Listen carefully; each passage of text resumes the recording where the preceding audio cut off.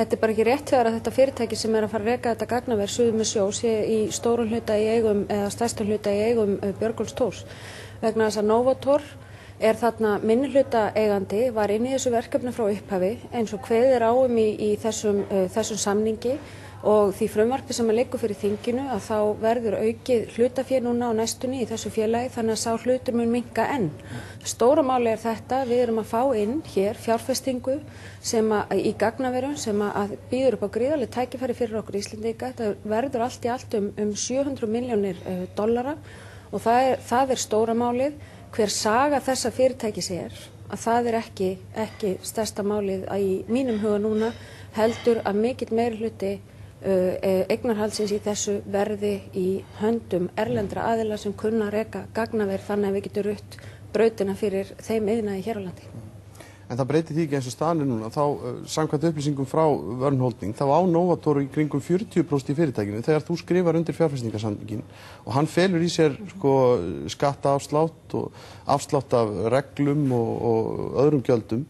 Finnst þér það eðlilegt? Hann felur ekki í sér skattaafslátt, hann felur í sér ákveði var eftir 5 ár þegar svona uppbyggingarfasin komin að þá fara þeir úr 15% upp í 18%. Þannig að þetta ákveði var, það ekki verið að veita skattaafslætti sem slíka. Það líka verið að veita þessu fyrirtæki ákveðin afslátt af gjöldum, bæði ríkið og líka Reykjanesbær til þess að fá þessa fjárfestingu hingað inn og greiða götu hennar. Þið eru að veita þessu fyrirtæki afslátt af gjöldum og það nú þegar í 40% eigu Novators. Finnst þér það eðlilegt? Mér finnst líka að við verðum líka að spyrja okkur að því. Í sögulegu samhengi það í 40% eigu Novators. Hvaðan eru nýju peningarnir sem að munu komin í þetta og tryggja það að þetta fyrirtæki haldi áfram með verkefnið hér á landi sem var að stoppa að þessi nýju peningar eru að koma annars staðar frá. Þeir eru að koma frá erlendum aðilum sem ætla að koma inn í þetta fyrirtæki til að byggja hér upp. Ef að þessi aðili og umsvif hans og fortíð hér á landi kemur í veg fyrir það að þessi nýja erlenda fjárfesting gerir það veruleika hér á landi. En var þetta ekki nákvæmlega sama og nákvæmlega þessi umræddi maður ætlaði að gera þegar hann keypti Landsbankann hérna fyrir nokkur mánuðum síðan? Að hann ætlaði að koma með hellinga af erlendu fé inn í landið sem seinna kom í ljós að tekið að láni úr öðrum banka sem hafa renkaveitum. Hvaða tryggingu hafið þið fyrir því að þetta hlutafé sé að koma inn? Þú getur ekki borið þetta saman vegna að þessi aðili á ekki meiri hluta í þessu fyrirtæki. Hann á 40% í því, hann sagður einn af ráðandi aðilum í fyrirtækinu í fjárfestingarsamningnum sem að þú skrifaðir undir. Einn af þeir sem eru núna að keyra þetta verkefni áfram eins og ég sagði þessi bandaríski sjóður General Catalyst og starfsmenn og stjórnendur þessa fyrirtækis. Þeir eiga þarna rúm 60% og síðan verður þessi hlutur fer hann enn stekkandi af öðrum aðilum sem eiga í þessu fyrirtæki.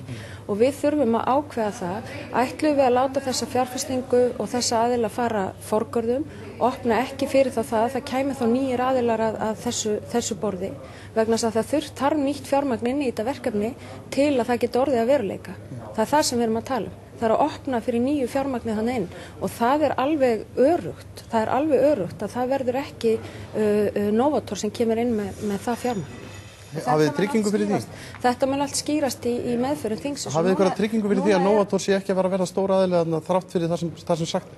Já, við höfum orð þessara mótaðila sem eru þarna inn í fyrirtækinu með Novator fyrir því. Mér skilst á Landsvirkjun að þeir ætli eyrnamerki virkjanir í neðri hluta Þjórsár í þetta gagnaver. Það þannig? Já, það eru fréttir fyrir mig.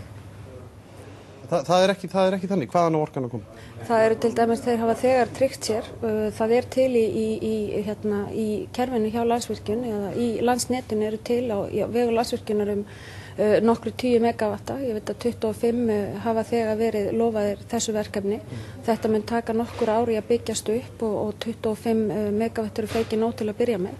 En síðan auðvitað verða menn að horfa til annara möguleika í því sambandi og þá hugsalega það líka jarðvarminn á suðvesturhorninu en síðan erum við að ljúka gerð rammaáætlunar núna bara í næsta mánuði og þá munu þessar línur fara að skýrast í hvað svona verður næsta dagskrá í virkjanamálum hjá okkur Íslendingum en þannig verður að tala með hugsalega þarf þetta 80 til 140 megavatt það töluvert langt inn í framtíðina en þessi 25 munu svo sannarlega skipta sköpum til þess að koma þess á stað hér á landi innan tíðar.